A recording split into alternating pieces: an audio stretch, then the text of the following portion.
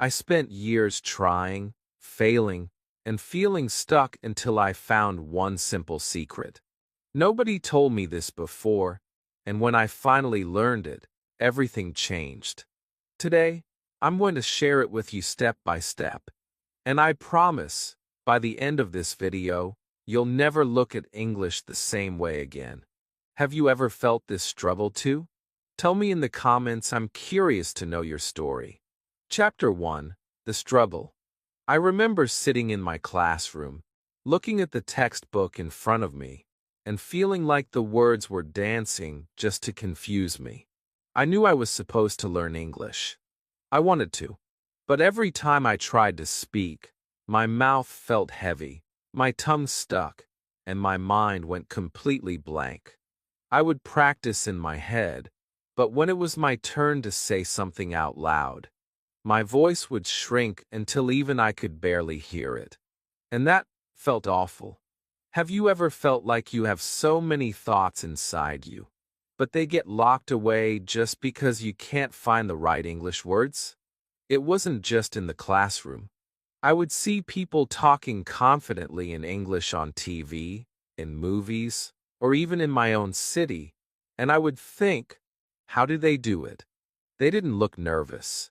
They didn't keep stopping to remember grammar rules. They just spoke, and there I was, afraid to even say, "How are you?" without sounding wrong. It's a strange kind of pain wanting to speak, but fearing what will happen when you open your mouth. I told myself it was because I wasn't ready yet, but deep down, I knew, if I kept waiting to feel ready, I might never speak at all. I tried many times. Sometimes, I would even prepare sentences before speaking, but the moment came and my mind went blank again. The words I wanted to say seemed to disappear like smoke. I would smile and pretend I didn't need to talk, but inside it hurt. It felt like I was invisible in every English conversation, just watching life happen around me instead of joining it. I started thinking maybe English was not for me.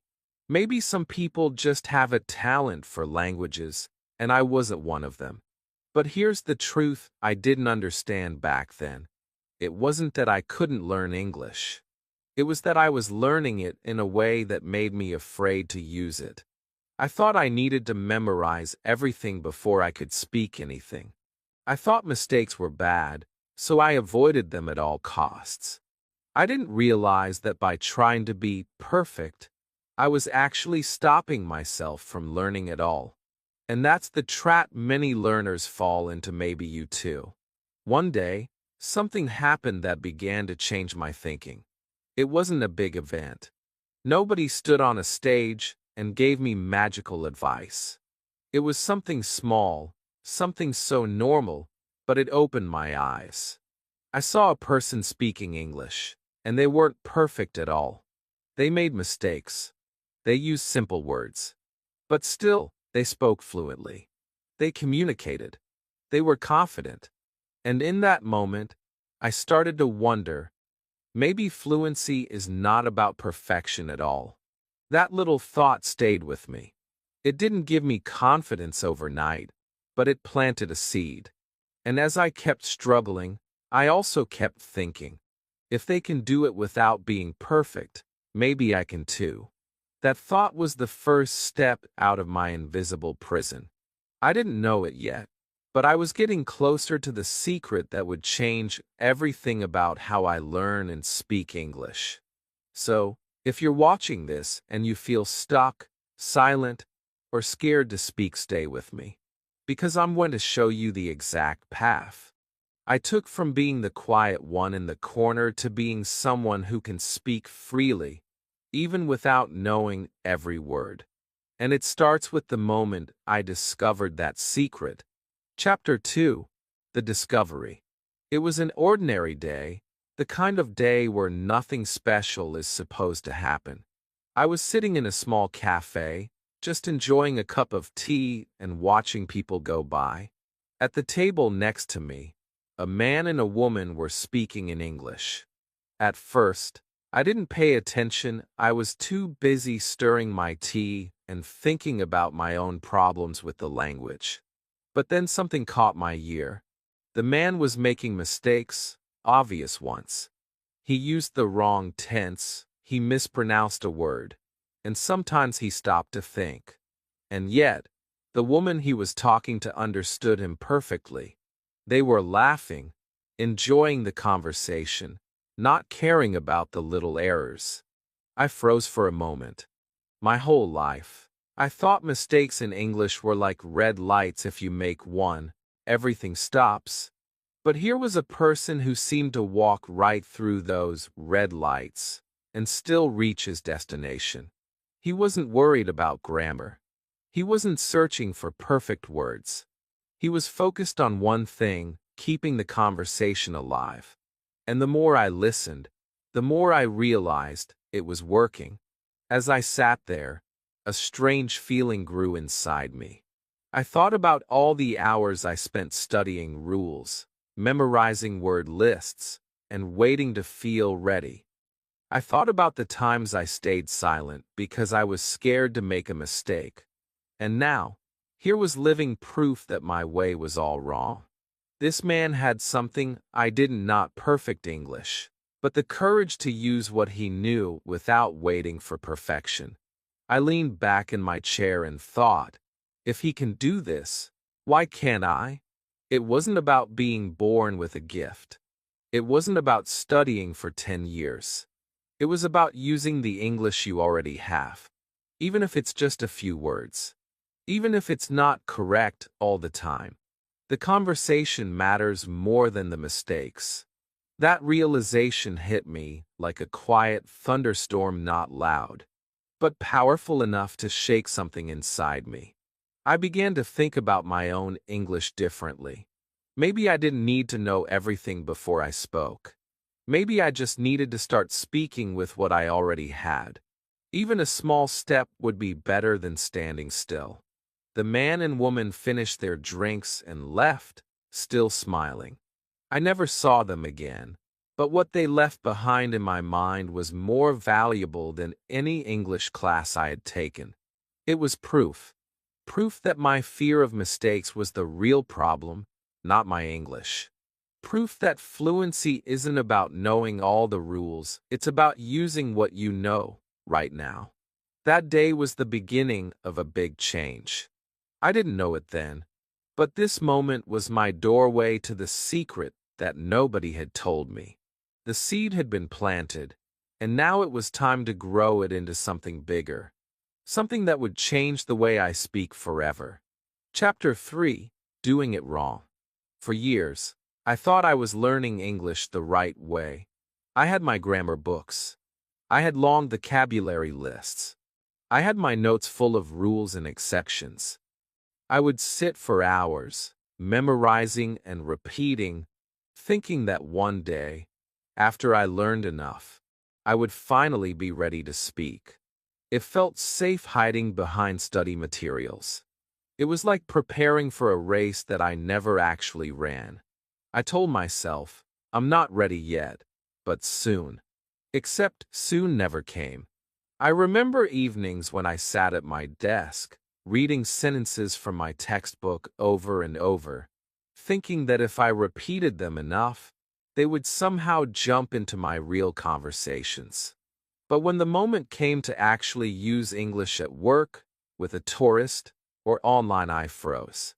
Everything I had memorized disappeared, and my mind went blank. It was like training for swimming by reading about water, but never jumping into the pool.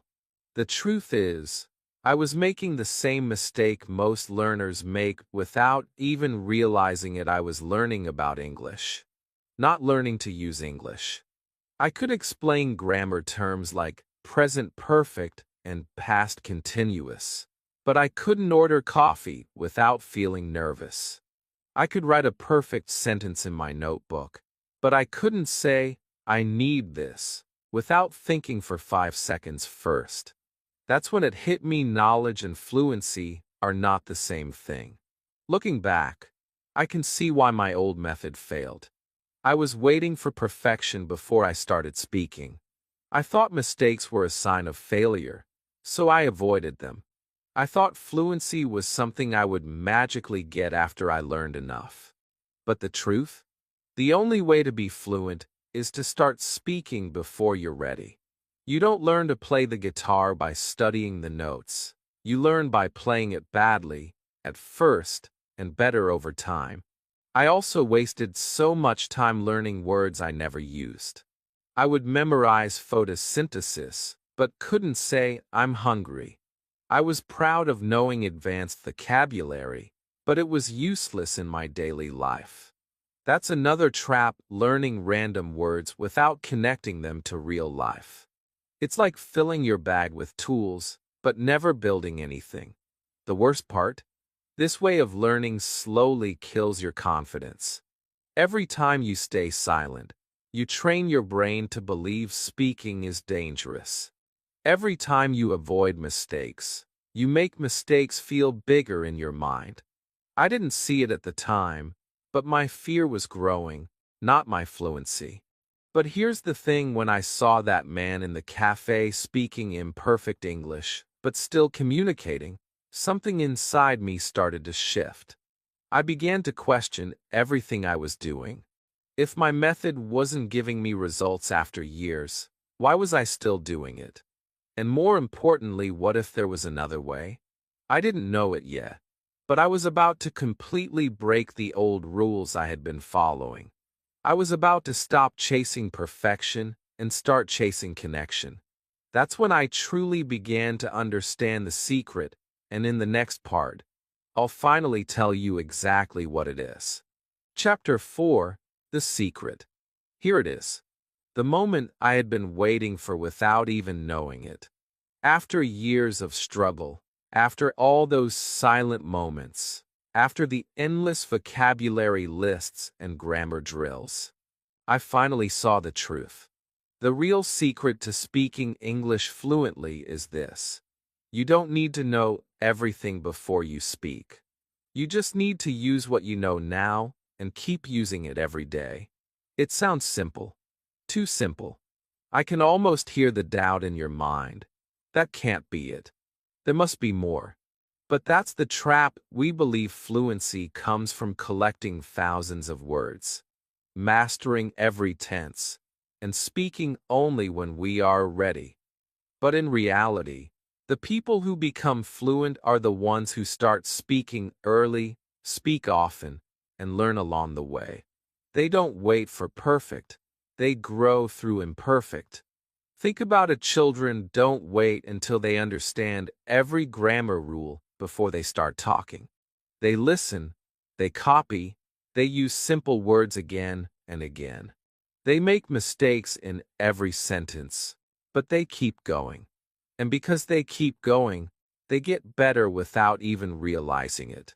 That's how we learned our first language, and that's how you can learn English, too. The secret is not hidden in a textbook. It's not buried inside a complicated grammar chart. It's in your daily moments, the little conversations, the times you talk to yourself, the moments you describe what you see, the sentences you repeat while walking to work or washing dishes. Every single time you use English, even if it's short and simple, you are training your brain to think in English. When I first understood this, something inside me changed. I stopped trying to be a perfect student and started being a real speaker. I stopped worrying about what I didn't know, and I started using what I did know. And you know what happened? I began to remember words faster. My sentences started to come out naturally. My confidence grew without me even noticing. It wasn't magic. I didn't wake up fluent. But for the first time in my life, I felt free to speak without fear. I realized that mistakes are not the end, they are the path. Every mistake is proof that you're practicing. Every wrong word brings you one step closer to the right word. The only real mistake is staying silent. So here's my challenge for you starting today. Speak with the English you already have. Don't wait to finish your course. Don't wait to feel ready. Use your 3 words. Use your broken sentences. Use your voice. The more you use it, the stronger it will get. That's the secret nobody told me, and now it's yours. And in the next part, I'll show you exactly how I began to speak first, even before I understood everything, and how you can start today. Chapter 5, Speak First. The first time I tried speaking before I felt ready, I was terrified. My heart was racing, my hands were shaking, and my mind was shouting, "You're going to mess this up." But I remembered the secret I had just discovered. Fluency comes from using what you know, not from waiting until you know everything. So I took a deep breath, and I spoke. It was just a simple sentence, nothing special, but it felt like climbing a mountain. What surprised me was this: the world didn't end. Nobody laughed at me. In fact, the person I was speaking to understood me perfectly. That's when I realized something important. Speaking first isn't about being perfect. It's about being brave. It's about showing up with your voice, even if your voice shakes. The more you show up, the stronger that voice becomes. In the beginning, my sentences were short and sometimes broken. I would say things like, "I want water," or "this, good." Was it perfect grammar? No. Was it communication? Yes. And that's what matters. English is not a school exam. It's a bridge between you and another person. A bridge doesn't have to be beautiful to get you across, it just has to be strong enough to hold you. I started making a rule for myself. If I had the chance to speak, I would speak, no matter how ready or unready I felt. At a shop, I would ask for something in English, even if I could have done it in my own language. When I met tourists, I would try a few words instead of avoiding them. At home, I would even talk to my mirror or to objects in the room just to get my mouth moving. Every sentence was like lifting a small weight, and over time, my speaking muscles got stronger. Here's the thing: most learners don't realize speaking first actually helps you learn faster. When you speak, you're forcing your brain to search for words, to put them in order, and to send them out through your mouth. That process makes your brain more active and more connected to English. It's like learning to ride a bike. You don't wait until you've read 100 pages about bicycles. You get on and start pedaling, even if you wobble. I know some of you are thinking, but what if I make a mistake? What if people don't understand me? Let me tell you something: even native speakers make mistakes. The difference is, they don't stop speaking because of them. If someone doesn't understand you, you try again, use different words, or even use your hands to explain. Communication is not about perfect sentences, it's about making meaning clear. And you can do that, even with limited English. The more I practiced speaking first, the less I cared about being perfect. And the less I cared, the more fluent I became. It's strange but true: when you stop chasing perfection, fluency starts chasing you. Speaking first builds your confidence, and confidence makes your English flow naturally. So here's my advice to you. Don't wait for a magic day when you will be ready. That day will never come unless you create it. Your readiness grows every time you speak. Start small. If you need to 1 sentence today, 2 tomorrow, 3 the next day. But start, because every time you open your mouth, you're 1 step closer to the speaker you want to be. And in the next part, I'll share the second half of this secret: why listening like a child will make your speaking improve even faster than you thought possible. Chapter 6, Listen Like a Child. When you were a baby, you couldn't speak a single word. You didn't know grammar. You didn't even know what a word was. But you listened for hours, days, months. You heard your parents, your family, the people around you. You heard sounds, rhythms, and patterns, and slowly, without even trying, you began to understand. Then one day, the words started coming out of your mouth, not perfect, but real. That's how every child learns their first language. And that's exactly how you can learn English, too. After I learned to speak first, I realized something important. Speaking alone is not enough. You need a constant flow of English going into your ears. Without listening, your brain runs out of material to use. It's like trying to cook without ingredients. You can have the best pan in the world, but without food to put in it, you'll stay hungry. Listening is the ingredient. Speaking is the cooking. The problem was, I used to listen the wrong way. I would play long English videos in the background while scrolling my phone. My ears heard the sound, but my brain wasn't really paying attention. That's not listening, that's just noise. Real listening is focused, active, and emotional. You don't just hear the words. You feel them, imagine them, and try to repeat them. So I began listening like a child's short, simple, clear sentences that I could copy. I picked short clips from movies, TV shows, or even YouTube videos. I would play them again and again until I could hear every word. Then, I would repeat them out loud, copying the tone, the speed, the emotion. At first, it felt silly, but then I noticed something amazing. My speaking started to sound more natural. My words began to flow like they did in the clips I was listening to. Children don't study pronunciation, they copy it. They don't learn intonation from books, they hear it, feel it, and repeat it. That's why they sound like natives in their language. You can do the same, no matter your age. Age doesn't block your ears, fear does. If you can hear it, you can copy it. And the more you copy, the more your English becomes automatic. I made listening a part of my daily life. While making breakfast, I listened to a short English story.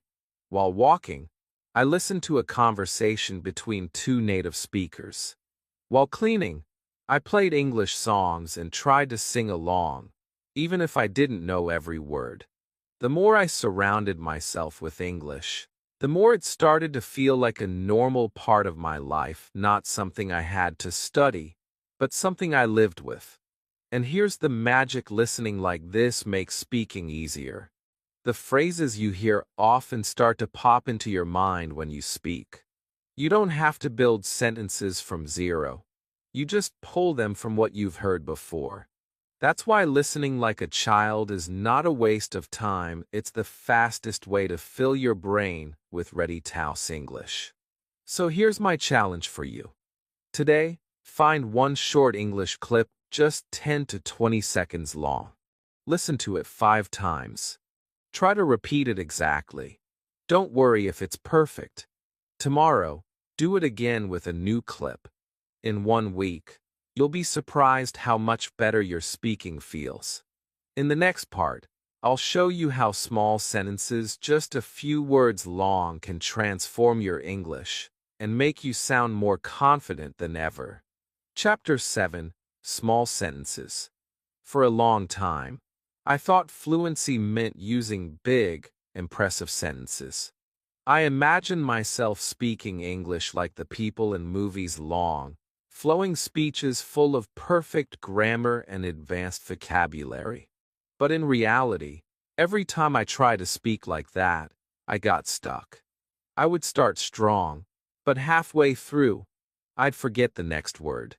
I'd pause, get nervous, and then stop speaking altogether. It felt like trying to run a marathon without learning how to walk first. Then I made one simple change. I started using small sentences. At first, it felt too easy, almost like cheating. But very quickly, I saw something incredible. People understood me more, I spoke faster, and my confidence grew almost overnight. It was like I had been trying to climb a mountain in one huge jump, but now I was taking small, steady steps, and suddenly, the mountain didn't feel so big anymore. Small sentences are your superpower as a beginner. They're short, easy to remember, and quick to say.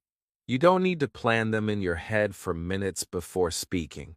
They come out naturally because they're simple. Think about it. I'm ready. I like this. Can you help me? These are sentences you can use in almost any situation, and they work 100% of the time. When I started practicing this way, I made a list of my most used sentences. Every morning, I would say them out loud, 3 times each. During the day, I would look for chances to use them with a shopkeeper, a friend, or even just talking to myself. And every time I used them, they became more automatic. My brain didn't have to build them anymore. They were just there, ready to go. This was the opposite of my old way. Back then, I would spend hours learning big words like complicated, environmental, and negotiation, but I couldn't even say, "I'm tired," without thinking. The truth is, small sentences are not less English. They are the foundation of all English. Even native speakers use them all the time. Listen to real conversations, you'll hear short, simple sentences everywhere. The magic of small sentences is that they keep the conversation moving. If you don't know a big word, you can still express yourself with a simple sentence. For example, instead of "this product is not meeting my expectations," you can just say, "I don't like this." Instead of, "I would appreciate if you could provide me with some assistance," you can say, "Can you help me?" The meaning is the same, but the second version is easier, faster, and more natural for beginners. Once I understood this, my fear of speaking almost disappeared. I didn't feel pressure to be perfect or advanced. I knew I could speak in short sentences and still be understood. And the more I used them, the more I naturally started combining them into longer ones without even trying. So here's my advice.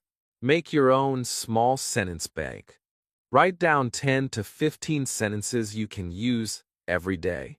Practice them until they feel natural, and then use them everywhere. In a few weeks, you'll notice your English flowing more easily, not because you know more words, but because you can use the ones you already know without thinking. In the next part, I'll show you how to take these small sentences and turn them into powerful daily practice without adding hours of boring study time to your life. Chapter 8: Daily Practice. When I used to hear the words daily practice, I would imagine hours of studying, sitting at a desk, reading textbooks, and feeling exhausted. That's why I kept avoiding it. I thought practice had to be heavy and serious, something I had to prepare for. But then I realized I was practicing my first language all day without even knowing it. I didn't have language lessons as a child. I just lived with the language. And that's when I understood daily English practice doesn't have to feel like school. It can be part of your normal life. The first step was changing how I saw practice. Instead of thinking, "I need 2 hours to study," I started thinking, "I just need 2 minutes to speak." Instead of looking for study time, I looked for English moments.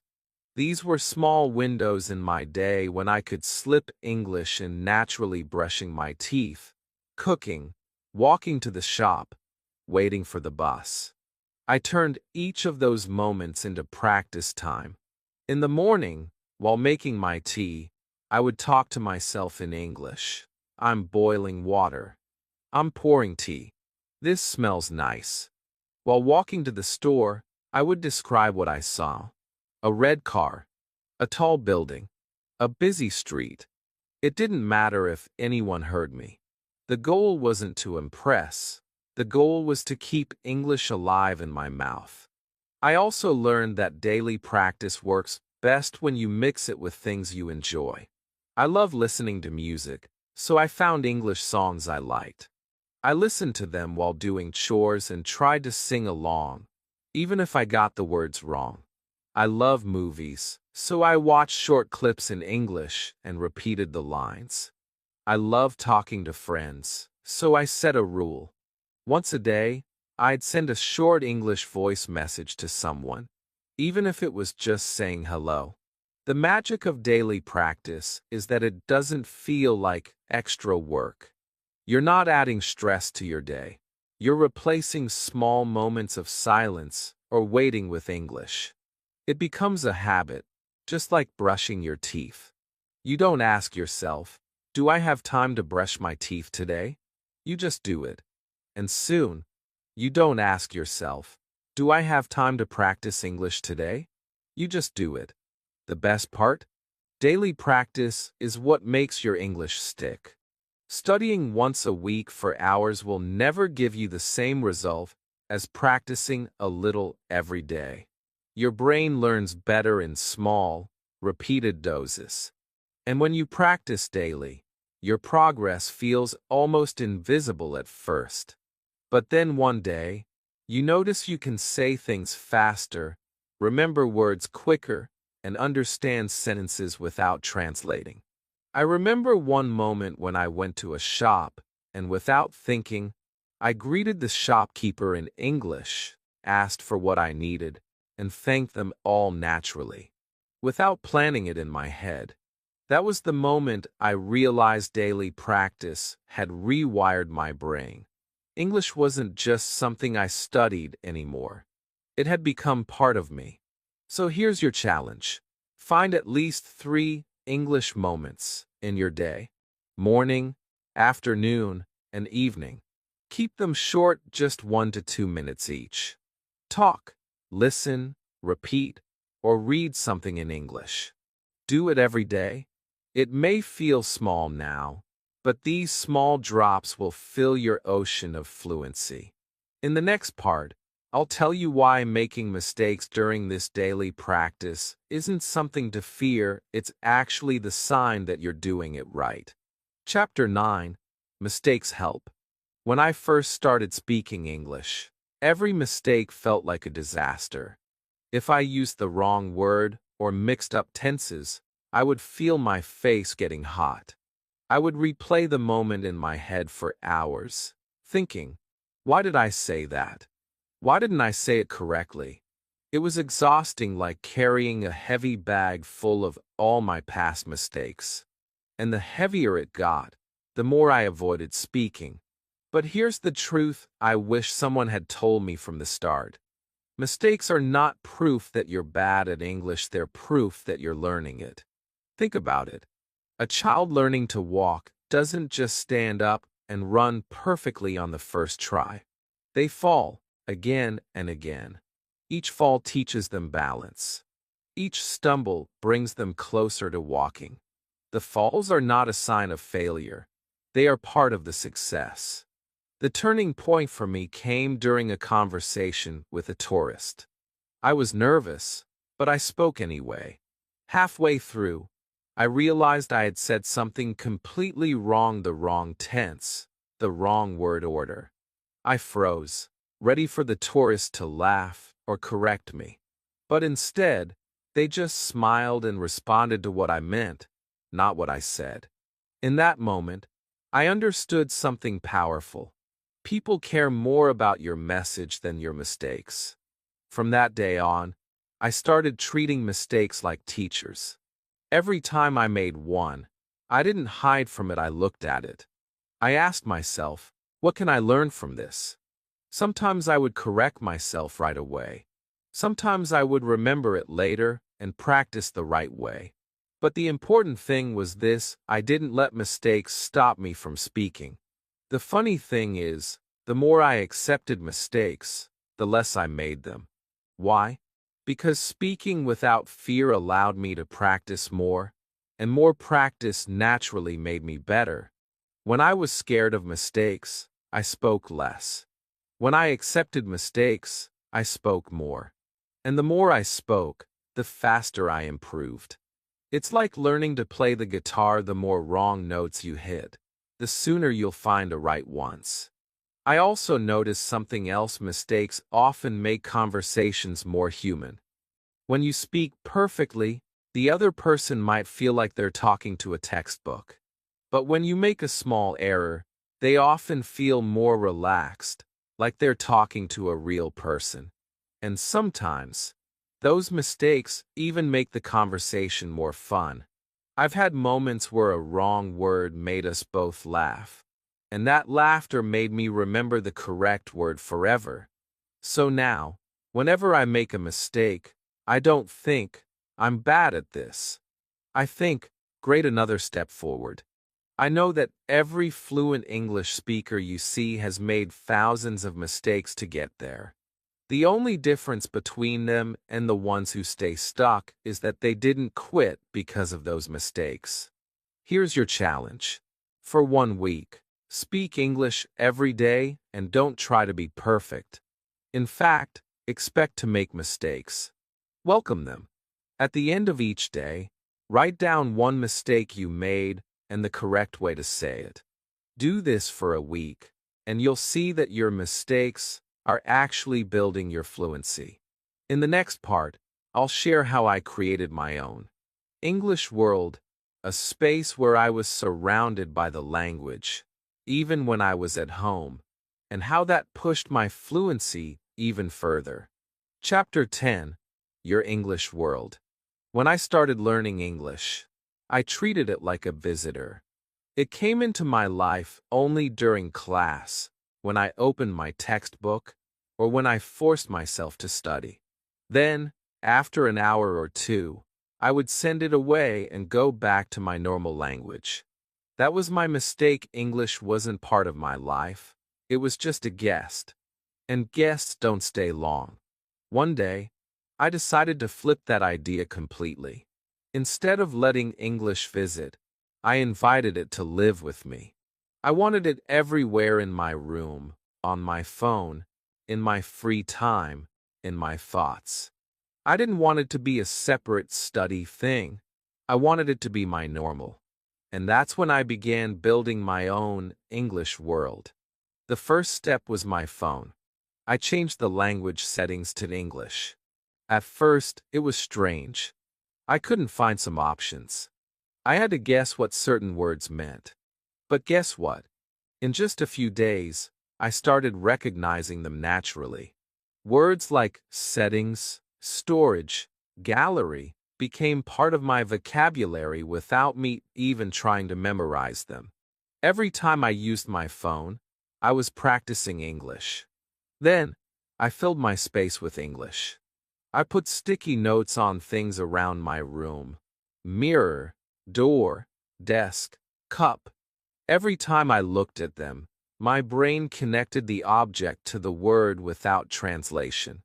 I even labeled my fridge, shelves, and kitchen items. Suddenly, my home wasn't just a place I lived in, it was my language classroom. I also made sure that English was in my ears and eyes as much as possible. My playlists became English songs.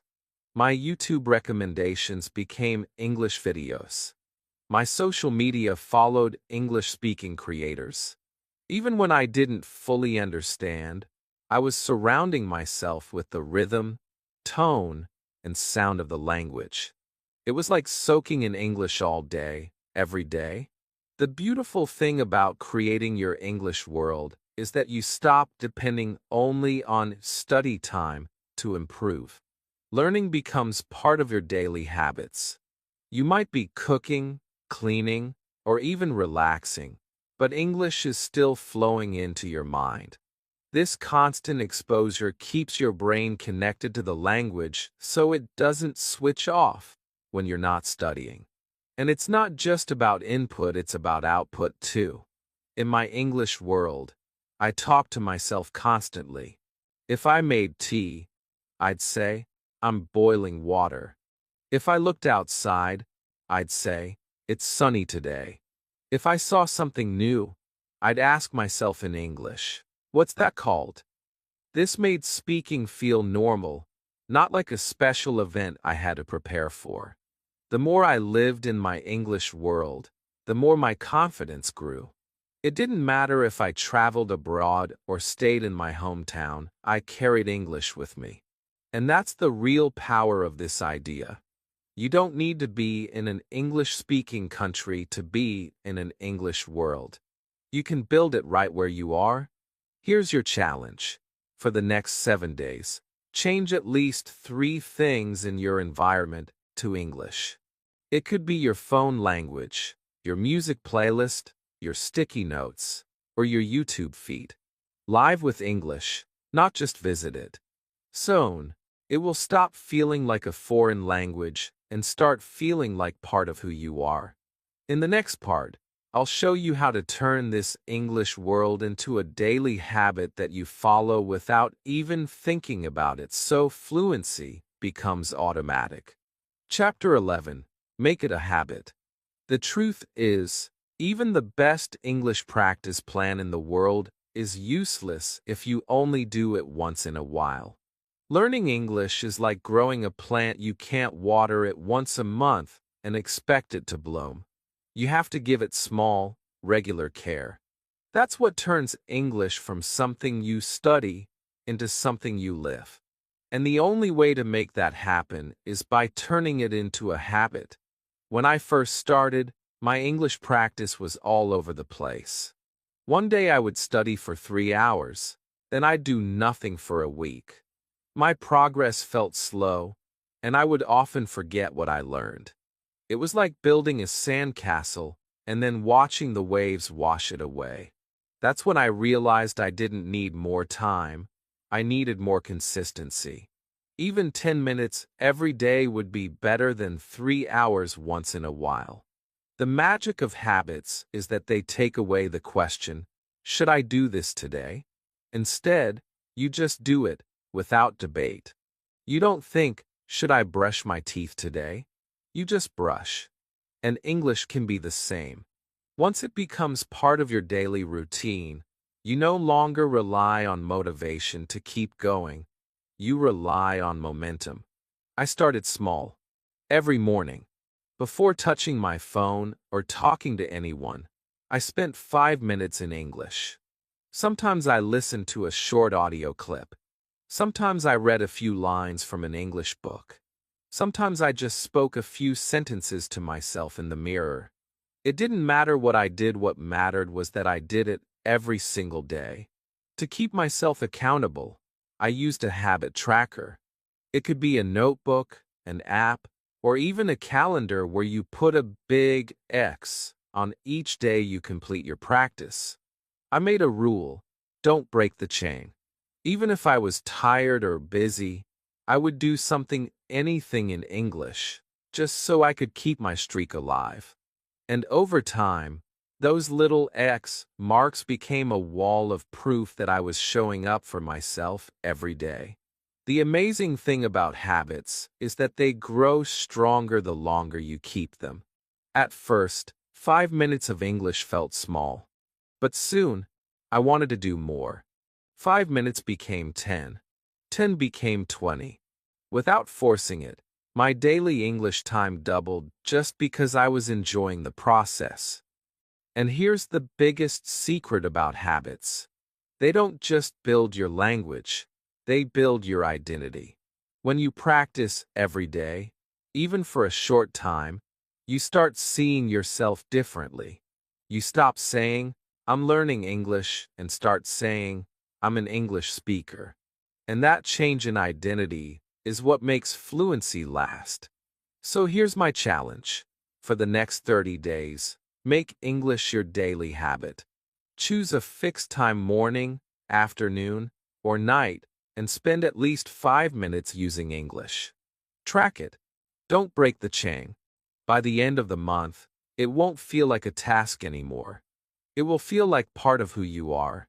In the next part, I'll bring everything together, all the struggles, discoveries, and secrets, and show you why now is the perfect time to take your turn and make English yours.